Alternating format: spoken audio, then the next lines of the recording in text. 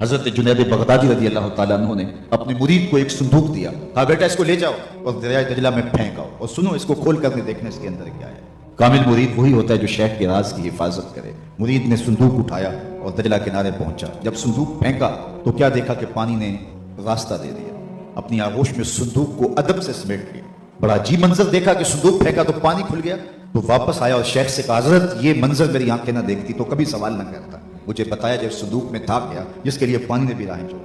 تو فرمایا بیٹا تم نے منظر ہی ایسا دیکھا ہے، اگر میں راز سے پردہ نہیں اٹھاؤں گا تو تمہیں قرار نہیں ملے گا۔ سنو، میں نے 12 سال کی محنت شاقہ سے تصوف کے اسرار و رموز پر ایک کتاب لکھی اور پھر 12 سال اس کی نوک پلک سوارتا رہا کہ اس کا کوئی جملہ شریعت کے مزاج سے متصادم نہ ہو، شریعت کے مزاج سے ہٹ کرنا۔ حضرت سیدنا عمر رضی اللہ تعالی عنہ کا ایک قول ہے، مبلغین کے لیے، علماء کے لیے، پیران طریقت کے لیے اس میں بہت روشنی ہے۔ آپ فرمائے یہ نہ دیکھو کہ تمہاری وجہ سے کتنے لوگ ہدایت پہ آئے، یہ دیکھو تمہاری وجہ سے کوئی گمراہ تو نہیں ہوا۔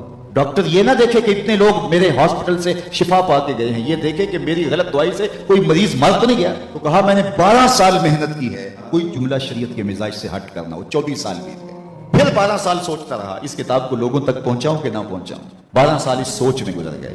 آج 36 سال گزرنے کے بعد میں نے فیصلہ کیا کتاب اللہ قرآن مجید کے ہوتے ہوئے لوگوں کو جنید کی کسی کتاب کی ضرورت نہیں ہے، اور یہ جو تم صندوق میں پھینک کے آئے ہو یہ میری 36 سال کی کمائی تھی۔ تو کتاب سے وابستگی اختیار کرنا یہ تصوف کا وہ ضابطہ ہے جو صوفی کو حقیقی صوفی بناتا ہے۔